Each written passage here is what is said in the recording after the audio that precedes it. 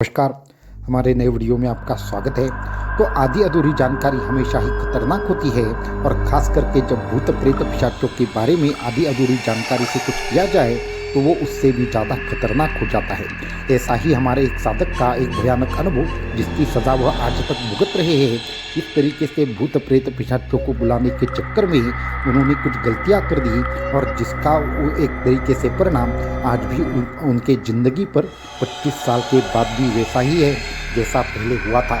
तो क्या आखिर गलती की उन्होंने अपना अनुभव हमें भेजा है। तो ये सब चीज़ें अगर आप जानना चाहते हैं, सुनना चाहते हैं और आप भी ऐसी अधूरी चीज़ों से बचना चाहते हैं तो इस वीडियो को एंड तक देखना ना भूलें। साथ में ही हमारे चैनल को सब्सक्राइब करें, वीडियो को लाइक करें और ज़्यादा से ज़्यादा लोगों तक मुझे पहुँचाएँ। तो वीडियो को शुरू करते हैं। तो भूत प्रेत पिशाच आदि के बारे में हर किसी के मन में यह शंका होती है कि ये है या नहीं, अगर है तो बात कर सकते हैं या नहीं, और अगर बात कर सकते हैं तो इनसे बात कैसे करनी है। और अनेक प्रकार के पुस्तक हो, ग्रंथ हो, ऐसा साहित्य हो कि जिसमें ये सभी विधियाँ दी गई है वो पढ़ना हर कोई चाहता है। ऐसे ही जो निखिल जी थे, ये तकरीबन 20-25 साल पुराना इनका अनुभव है। ऐसे ही एक गाँव में रहते थे। इनको एक तरीके से बचपन से ही भूत प्रेत पिशाचों की कहानियाँ एक तरीके से पढ़ना, उसके बारे में चर्चा करना और ऐसे विविध प्रकार से इनके बारे में जानना जहाँ पे भी भूत प्रेत पिशाच रहते हैं। तो ऐसे कई जगह पर ये खुद जाकर आए थे। तकरीबन ये जब हादसा हुआ तो इनकी उम्र तकरीबन 25 से 30 साल के बीच में कोई थी। तो इन्होंने ऐसा लिखा है कि भूत प्रेत पिशाचों के सपने उनको कई बार आते थे और ऐसा उनको लगता था मानो कि ये सब चीज़ें जाननी चाहिए, इनके बारे में थोड़ा सा समझना चाहिए। इसलिए वो कई सारे तांत्रिकों के पास या फिर ऐसे बाबाओं के पास चले गए कि जो विविध प्रकार से साधना करते हैं, जो विविध प्रकार से भूत प्रेत पिशाच भगाते हैं, परंतु उनसे किसी भी प्रकार का ज़्यादा बड़ा ज्ञान उनको प्राप्त नहीं हुआ। और ये सभी प्रकार से जब चीज़ें करते थे तो इनको मार्गदर्शन करने वाला कोई नहीं था। तो ऐसे ही इनके और एक दो दोस्त थे जो ये सब चीज़ों में रुचि रखते थे। तो तकरीबन हुआ ऐसे था कि जब ये सब चीज़ें चल रही थी तो इनके हाथ में एक अचानक से पुस्तक आती है। ये पुस्तक कहाँ से आई, क्या आई है, इसके बारे में इन्होंने कभी सोचा नहीं। ऐसे ही एक जगह पे गए थे, वहाँ पे कुछ रद्दी का सामान वगैरह बिकता है तो वहाँ पे ये पुस्तक उनको प्राप्त हुई। लेकिन इस पुस्तक को बिना सोचे ही उन्होंने वहाँ से खरीद लिया। घर आकर देखा तो उसमें बहुत सारी विचित्र विचित्र चीज़ें दी गई थी। कुछ ऐसी विधियाँ दी गई थी कि जो यहाँ बताना उचित नहीं होगा, परंतु आपको बताने के लिए हम अभी बोलेंगे कि वहाँ पे ऐसी विधियाँ दी गई थी, किस तरीके से आकृतियाँ बनानी है, किस तरीके से मंत्र जाप करना है, किस तरीके से उस आकृति के अंदर एक विशेष प्रकार से बीज मंत्र लिखना है और किस तरीके से भूत प्रेत पिशाचों को बुलाना है। ऐसी तमाम जानकारियाँ उस पुस्तक में कुछ आधी अधूरी, अच्छी बुरी ऐसी सब जगह पे मिलकर थी।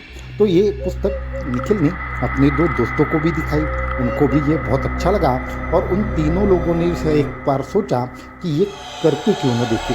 अभी देखिए, हमें नई चीज़ मालूम होती है, उसके बारे में ज़्यादा विस्तार से ना जानते हुए आधी अधूरी जानकारी से जब भी कोई चीज़ हम करने निकल पड़ते हैं तो फंसते अवश्यम भावी है। अगर ये बुरी शक्तियाँ हैं तो इससे क्या होगा, क्या नहीं होगा, ये तीनों में से किसी को भी मालूम नहीं था। परंतु उनके उम्र के वजह से और उनके ऊपर कोई भी मार्गदर्शन ना होने की वजह से वो बहुत बड़ी मुसीबत में फंसने वाले थे, ये हम आपको बताना चाहेंगे। तो ये तीनों तो थे ही, साथ में इनका और एक मित्र था, उनके घर में कुछ भगवान का वगैरह होता था। तो उसको भी ये पता चला कि ऐसे ऐसे ये तीन लोग करने वाले हैं, तो हम भी उनके साथ जाएंगे।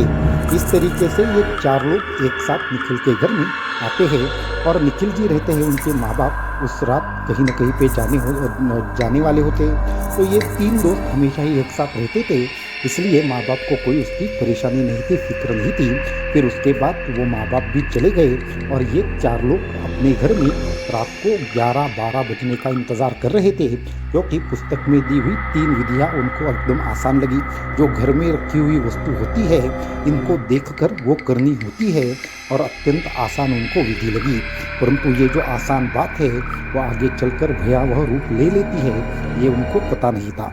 तो उन्होंने जैसे जैसे उस पुस्तक में 4 विधियाँ दी थी वो पढ़ी और उसमें से जो उनको आसान लगी वो उन्होंने एक प्रकार से उसका निश्चय किया कि इस विधि को हम फॉलो करते हैं। फिर उन्होंने सभी प्रकार से वो चीज़ें शुरू की। वो सब चीज़ें शुरू करने के बाद वो ऐसे कि एक-एक करके वो सारी चीज़ें कर रहे थे, आकृतियाँ बना रहे थे, मंत्र वगैरह वहाँ पे लिखे थे। वैसे ही वो सभी चीज़ें एक बर्तन, एक थाली उन्होंने ली, उस थाली में वैसे ही आकृति बनाई जैसे वहाँ पे दी गई थी।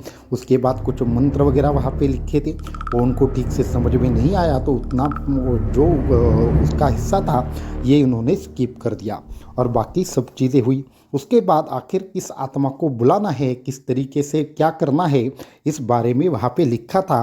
तो उसी प्रकार से क्रिया करते हुए उन्होंने उनके बचपन के जो 2 दोस्त थे, वो अचानक से उनकी एक दुर्घटना में मृत्यु हुई थी, उन दोनों को बुलाने के लिए निश्चय किया। उनकी मनपसंदीदा वस्तु लेकर एक विशेष तरीके से बैठना होता है। न जाने ये पुस्तक उनको कहाँ से प्राप्त हुई, परंतु अत्यंत भयंकर ऐसा प्रसंग उनके साथ आगे होने वाला था। तो वो सब चीज़ें की अचानक से ये सब चीज़ें चल रही थी। तकरीबन रात के 12:30 से 1 के बीच में कुछ समय हुआ होगा। अचानक से 1 बजे लाइट चली जाती है और लाइट जाते ही ये सब लोग डर गए और उसके बाद उनको ऐसा आभास हुआ कि इनके साथ और 1-2 लोग बैठे हैं। तो ऐसा आभास होते ही वो सब लोग डर गए और ज़ोर-ज़ोर से चिल्लाने लगे। उतने में लाइट वापस आ गई। लाइट वापस आते ही उन्होंने निश्चय किया, नहीं अभी इसमें और आगे नहीं जाएंगे, ये कुछ भयंकर ऐसा अनुभव सबको हुआ है। परंतु परेशानी अभी यहाँ पे शुरू हो गई थी, लेकिन उस बात का उनको कोई ज्ञान नहीं था। तो फिर उन्होंने क्या किया, वो सब चीज़ें बंद कर दी। वो पुस्तक एक जन अपने साथ ले गया और बाकी की जो सामान वगैरह था वो सब इन्होंने फेंकने का निश्चय किया, क्योंकि वहाँ पे जो उस पुस्तक में स्पष्ट तौर पे लिखा था कि इसके उपयोग की कोई भी वस्तु अपने घर में ना रखें। परंतु जब ये सब चीज़ें चल रही थी तो अचानक से उनके उस बर्तन में जो एक कॉइन था वो वैसे के वैसा ही इनके जो निखिल जी थी उनके घर में पड़ा रहा। तो सब चीज़ें हो गई, वो सब सामान इन्होंने फेंक दिया। उसके बाद उस कॉइन के बारे में किसी को कुछ याद नहीं था। तो 1-2 दिन चले गए, सब चीज़ें अच्छी चल रही थी। कुछ भी ऐसा विचित्र आभास उन चारों में से किसी के भी साथ नहीं हो रहा था। लेकिन 4 दिन के बाद अचानक से निखिल एक दिन रात को 12-1 बजे उठा। उसके बाद उस वक्त लाइट भी चली गई थी, तो उसने मोमबत्ती लेकर आईने के यहाँ पे रख दी। तो जहाँ पे वो सोता था तो उसके सामने ही आईना था। तो जैसे ही मोमबत्ती जलाई उसने देखा कि उसके आजू बाजू में उसके वही 2 दोस्त थे जिसको उसने उस दिन बुलाया था। तो अचानक से 1 सेकंड के लिए उसको दिखकर वापस से अदृश्य हो गए। तो ये जब उसने आईने में देखा तो बहुत ज़्यादा डर गया। ये क्या भयंकर चीज़ थी उसको समझ में नहीं आई और वहाँ पे उसको थोड़ा सा चक्कर आने लगा।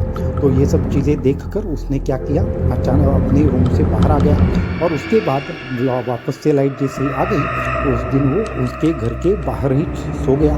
तो ये सब चीज़ें हो रही थी। उसके साथ में दूसरे दिन जब वो सब दोस्त मिले तो उन 2 दोस्तों को भी एक विचित्र प्रकार की आकृति दिखाई दी, एक चेहरा दिखाई दिया। उनको ठीक से याद नहीं आ रहा था वो कौन सा चेहरा था। तो ये जो निखिल के जो दोस्त थे उनका जो एक फ़ोटो था वो उन्होंने अपने दोस्त को दिखाया और आश्चर्य की बात यही है उसमें से ही एक दोस्त था वो बाकी के दोनों को भी दिखाई दिया था। तो ऐसी ही चीज़ें चल रही थी।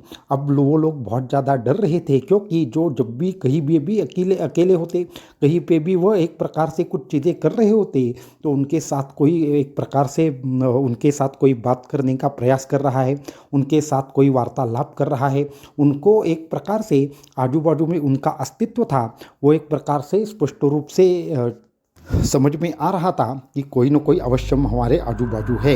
तो ऐसी चीज़ें चल रही थी। जो उनका और एक मित्र था जिसने वो पुस्तक ले रखी थी उसका अचानक से 2-3 दिन बाद एक्सीडेंट होता है और वो दिन होता है अमावस्या का। तो ये सुनते ही ये बाकी के 3 डर जाते हैं।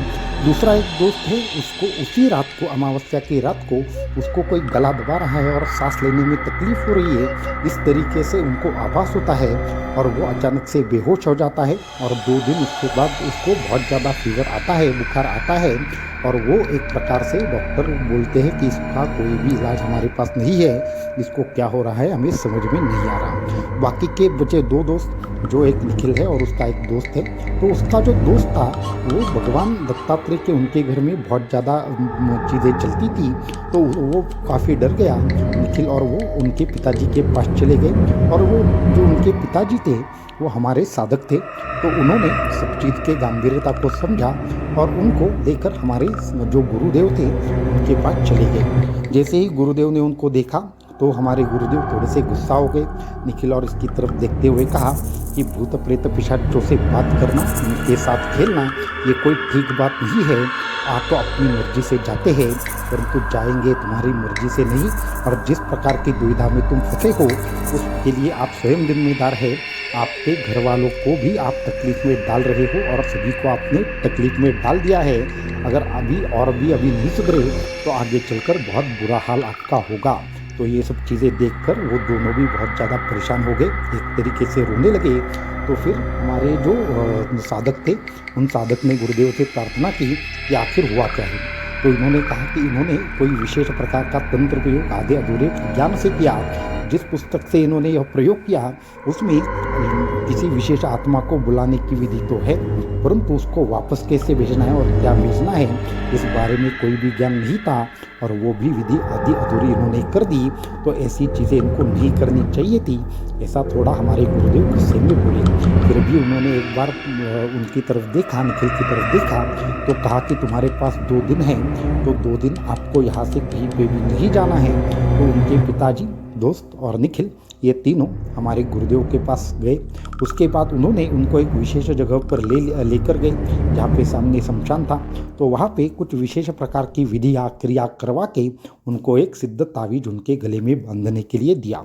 तो ये दोनों के गले में जैसे ही तावीज बांधा वैसे ही एक दोस्त था वो चक्कर आकर गिर गया, और निखिल को भी एक प्रकार से बहुत ज़्यादा बुखार चढ़ने लगा।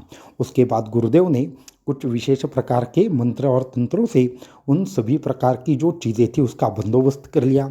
उसके बाद दूसरे दिन उन्होंने कहा कि आपके घर में कोई न कोई उस क्रिया की चीज़ अवश्यंभावी ऐसी ही पड़ी है कि जो घर में नहीं होनी चाहिए। फिर निखिल के घर वालों को बताया गया, उनके घर में वो कॉइन मिला जिसके ऊपर सिंदूर लगा था, तो वो कॉइन लेकर गुरुदेव को दिया गया। उसके बाद जो भी योग्य चीज़ें थी वो हमारे गुरुदेव ने की। उसी दिन रात को निखिल को और उनके जो दोस्त थे उनको सपना आया, और सपने में वो दोनों थे वो इनको बहुत ज़्यादा गुस्से से देख रहे थे और पूछ रहे थे कि आखिर हमें आपने बुलाया क्यों, किसकी आज्ञा से बुलाया, और हमें इतने सालों बाद क्यों याद किया। तो ये सब चीज़ें जब उनके आजू बाजू में चल रही थी तो सभी लोग ज़्यादा बहुत डर रहे थे। लेकिन तभी उनके सपने में भगवान दत्तात्रेय आए और वो जो 2 लोग थे वो अदृश्य हो गए। तो दूसरे दिन गुरुदेव ने कहा कि जो भी समस्या थी अभी उसका नाश हो गया है, परंतु इससे वो जो जो पहले हॉस्पिटल में हैं उनके ऊपर भी कुछ विशेष प्रकार की एक क्रिया करनी होगी। तो उनको बांधने के लिए भी एक उन्होंने लॉकेट वगैरह दिया। फिर वो दोनों भी ठीक हो गए। उसके बाद निखिल के मन के ऊपर इसका बहुत गहरा असर हुआ, और वो लिखते हैं कि गुरुजी, जैसे ही गुरुदेव ने हमें आगे मंत्र जाप वगैरह दिया तो वो हमारी जो सभी प्रकार की परेशानियां थी वो तो नष्ट हो गई, लेकिन उसके बाद भी तकरीबन 4 सालों तक वो अत्यंत अस्वस्थ रहते थे। जब भी अमावस्या आती थी, जब भी उनके जो भयंकर चेहरे उन्होंने देखे वो आज भी उन्हें परेशान करते थे, और तकरीबन 1 साल के लिए उनको साइकेट्रिस्ट की ट्रीटमेंट लेनी पड़ी। इस तरीके से सभी प्रकार की चीज़ें उन्होंने लिखी है, परंतु भगवान दत्तात्रेय के आशीर्वाद से और कृपा से आगे चल के साधना मार्ग से जुड़ा सभी प्रकार से जो भूत प्रेत पिशाच की बातें हैं वो मन से निकल गई, और ऐसा अभी इस पथ पर कभी भी आगे नहीं जाना है ये मन में सुनिश्चित किया। तो हम सभी साधकों को यही कहना चाहेंगे कि आधी अधूरी जानकारी अत्यंत भयावह होती है। भूत प्रेत पिशाच होते हैं या नहीं, उनसे बात कैसे करनी है, यंत्र क्या है, तंत्र क्या है, मंत्र क्या है, ऐसी जानकारियाँ तो बहुत सारे साधक चाहते हैं, परंतु जब भी ऐसी चीज़ों से सामना होता है कोई भी वहाँ पे रुकने की हिम्मत नहीं करता। इसलिए हम सभी साधकों को एक प्रकार से आगाह करना चाहेंगे कि जो भी करो, जैसे भी करो, ऐसी चीज़ करो कि जो भगवान के संदर्भ में हो। भूत प्रेत पिशाच जो रहते हैं या एक प्रकार से कर्ण पिशाचिनियाँ रहती है, ये कोई शक्तियाँ ऐसी बात नहीं है कि आपको ऐसे ही वो दर्शन दे दे और आपके अनेक कार्य होने लगे। इनके पीछे अनेक प्रकार की शक्तियाँ कार्य करती है। कभी कभी पिशाच की एक प्रकार से इस पिशाच के साथ बात होती है। आपको लगता है कोई सिद्ध महंत आपको एक प्रकार से सूचनाएं दे रहा है। ऐसा ही एक ज़बरदस्त भयंकर अनुभव हमारे और एक साधक का आपके साथ शेयर करेंगे, जिससे सच में पिशाच बात करते थे, परंतु उसको ये जब समझा तो बहुत ज़्यादा देर हो चुकी थी। तो आज के इस वीडियो में इतना ही। बाकी की बातें अगले वीडियो में करेंगे। अवधूत चिंतन श्री गुरुदेव दत्त।